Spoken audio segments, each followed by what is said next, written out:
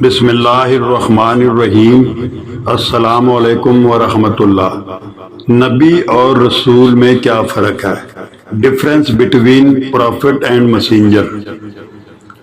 نبی اور رسول میں کیا فرق ہے؟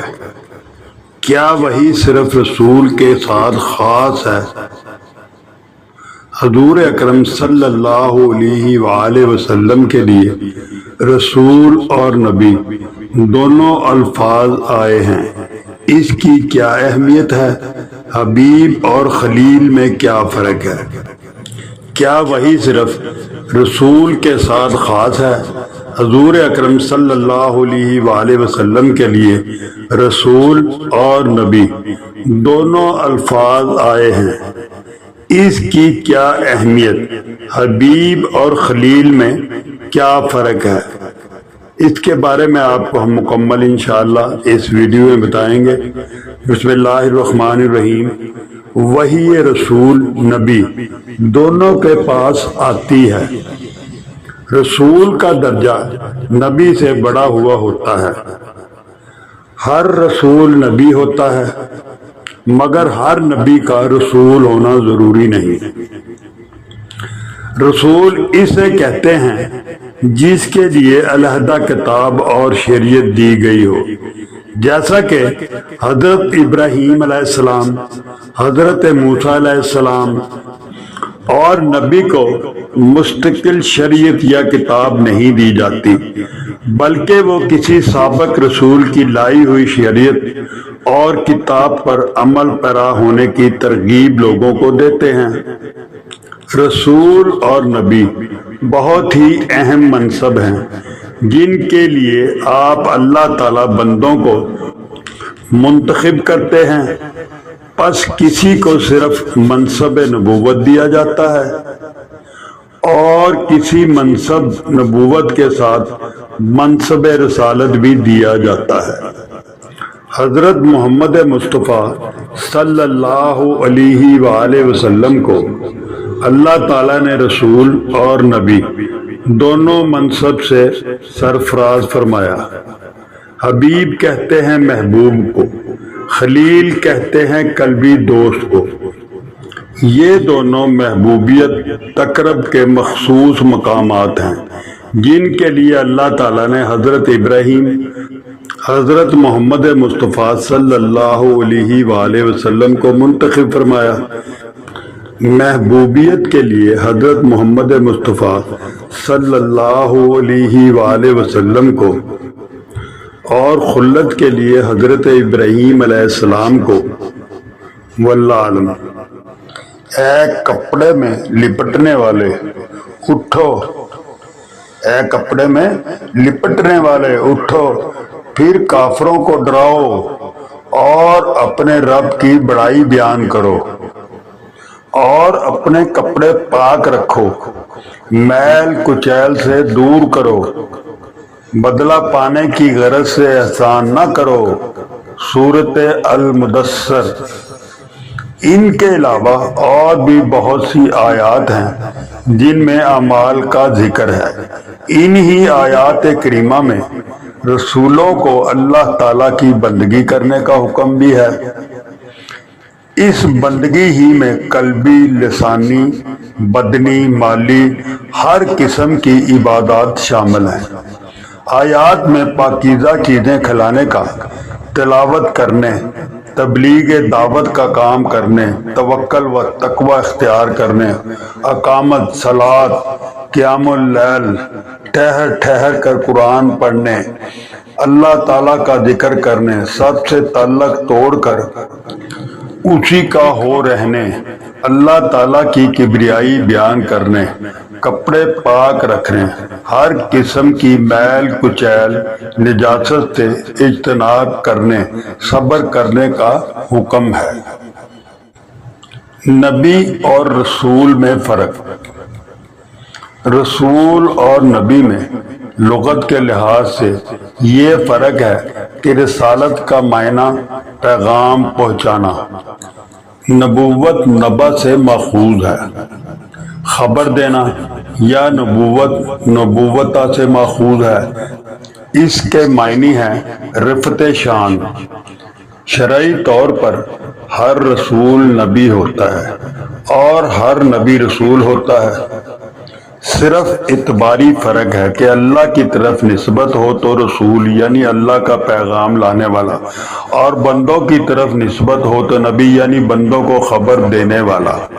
اسی لیے سورۃ مریم میں موسیٰ اور عیسیٰ علیہ السلام کے لیے رسول اور نبی دونوں صفات بیان کی گئی ہیں۔ ہمارے نبی خاتم النبیین صلی اللہ علیہ وآلہ وسلم کی صفت میں بھی رسول اور نبی دونوں صفات جمع کی گئی ہیں۔ رسول کے شرعی معنی میں خصوصیت یہ رسالت کی دو قسمیں۔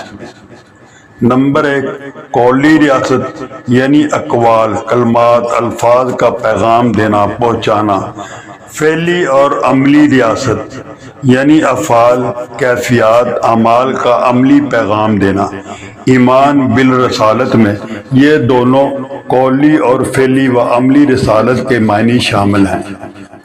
قولی ریاست کے لیے قرآنی دلیل یہ ہے کہ اللہ تعالیٰ نے قرآن کریم میں 3299 مرتبہ لفظ کل اس سے آپ کو مخاطب فرمایا ہے، جس کے معنی ہے فرما دیجئے، یعنی یہ پیغام قولی طریقے سے پہنچا دیں۔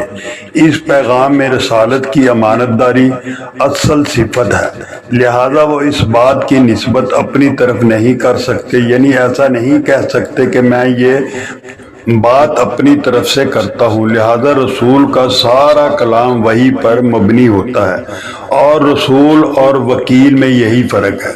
رسول صرف مرسل بھیجنے والے کا پیغام پہنچاتا ہے، اس پیغام کو اپنی طرف منسوب نہیں کرتا، جبکہ وکیل بات کو اپنی طرف منسوب کرتا ہے۔ لہذا عقود، معاہدوں وغیرہ میں جو وکیل ہوتا ہے، حقوق کی ذمہ داری اس پر عائد ہوتی ہے، جبکہ رسول پر حقوق کی ذمہ داری عائد نہیں ہوتی۔ اسی لیے اللہ تعالیٰ نے اپنے رسول محمد مصطفیٰ صلی اللہ علیہ وآلہ وسلم سے فرمایا وما انت علیہم بوکیل، اور آپ ان کے ذمہ دار نہیں۔ نیز فرمایا ولا تسأل عن اصحاب الجحیم، آپ سے جہنمیوں کے بارے میں کوئی بات پرس نہیں ہوگی۔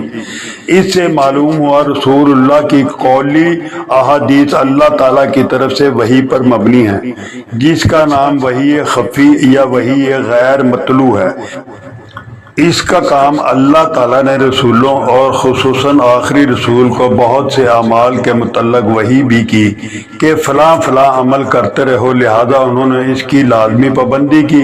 ان اعمال کا تذکرہ اور ان کا کرنے کا طریقہ قرآن کریم میں موجود نہیں، اس کی تفصیل احادیث رسول سے ملتی ہے۔